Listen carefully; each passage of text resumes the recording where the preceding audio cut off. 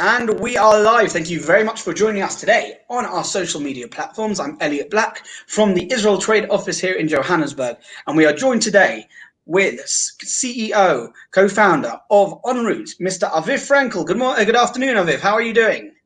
Hello, Elliot. Good to be with you live with all your audience. Thank you. Welcome to the studio, and do know that our audience is probably much colder than you are doing in Israel. It is freezing cold here in South Africa. So to those viewing, the reason we have Aviv here today is because he is, as I said, co-founder at enroute.tech. Enroute is an innovative technology solution which brings together the mobility sector and the retail sector in order to drive retail sales, in order to drive commerce business. And Aviv, why don't you just take it away straight away? Tell us who you are, tell us what you do. So it's a very simple idea. We allow passengers who are using mobility services like trains or buses or ride-hailing like Uber to ride for free as they shop. So how does it work? We have developed a personalized and location-based commerce and loyalty software, which is installed into mobility apps like the Uber app or the Get app. And passengers can use their free time, buy with their favorite shops and apps, collect credits until they have a free ride. So it's a gamified experience. With every product you buy, you decrease the amount you have to pay on the ride until the ride is free. It sounds both like a very simple idea and a very technical solution. Can you tell us, you're a startup. Who are you working with already? What have you done so far?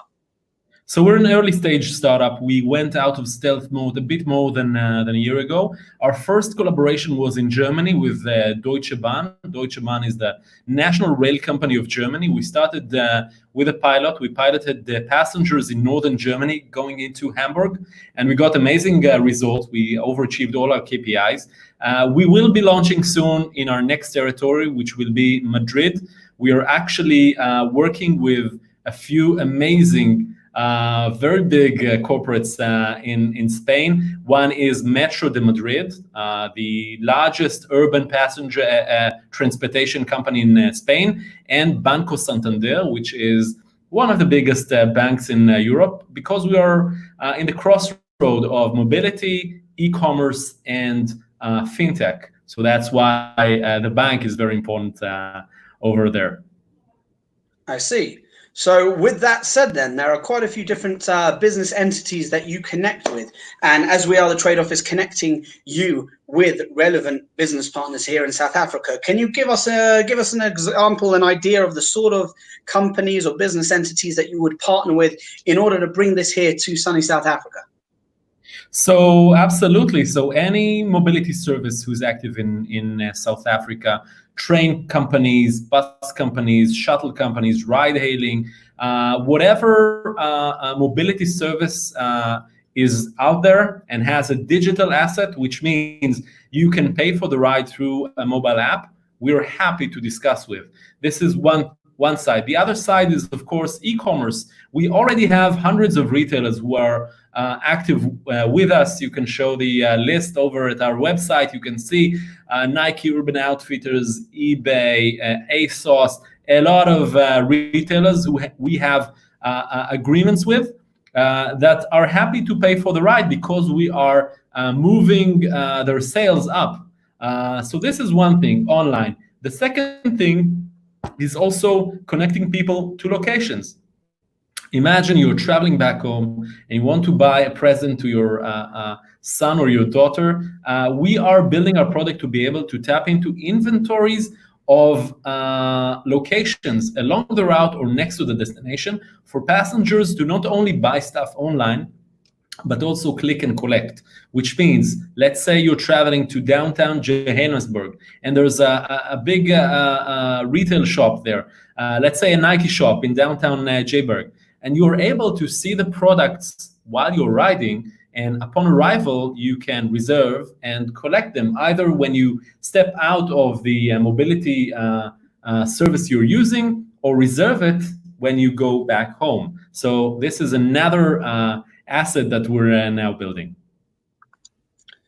That sounds very interesting. It sounds like there are many different applications to this. It's something which I think is going to be, from a user perspective, something that we can all get the idea of, because I think we've all experienced going on Google Maps or perhaps Waze and seeing location-based retail advertisements. And I suppose you can take businesses and transportation one step further to bring these two things closer together, the retail and the travel. Absolutely. I mean, that's what people do already today when they're using mobility services. In the UK, 20% of all online shopping occurs every morning between 7 and 9 a.m. when people take the tube or train or a bus or a taxi or an Uber to work. That's more than $28 billion each year, only in the UK, between 7 and 9 a.m. This is immense. And mobility companies are allowing people for free time, but they're missing on this huge opportunity, this huge e-commerce market, which is $2.3 trillion market as of last year, and growing, of course. The other thing is COVID-19. Mobility services all around the world are losing customers right now. Ridership is down, revenues are down, so we're able to bring a new revenue stream for these companies and help them get by this challenging times. And another thing is, it is not bad for the planet. Why is that? We're in shopping, but we're encouraging sustainable shopping, because with our click and collect capability, if a passenger buys stuff on the go, en route, collects it upon the arrival, they don't take another ride to a shop, or they don't ask for a delivery. And we also don't have a lot of returns, because I don't know if you know, in online shopping, 30% of everything that people buy already today is returned. And think about the implications it has about emissions and all of this stuff. Well, that was going to be my next question, was the COVID-19, because I mean, this is obviously, not only is this going to help the mobility sector, but now that shopping malls are reopened in South Africa, and we got last night, President Cyril Ramaphosa announced that there would be further lines of businesses opening up to the public over the next few weeks. I think we also want to see not just the mobility sector filling up with customers, but also the retail chains. We want to see them pumping out business. So I think this is probably a very well-timed introduction, and thank you very much for giving this brief teaser into the many different applications and way in which you can apply your technology to drive business here in South Africa.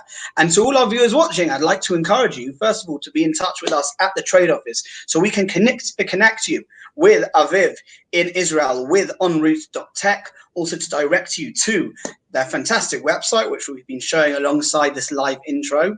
And to find out more from Aviv, let's drive more business, let's drive more mobility, more transportation, more retail in South Africa, and also give general vertically and horizontally better business quality in presenting these things. Aviv, thank you very much for your time this morning. And I'm hoping very much that we have some business leaders, some innovators talking to you soon to bring enroute.tech here to South Africa. Thank you very much. We'd love that. Thanks, Elliot, for the opportunity. Have a great day.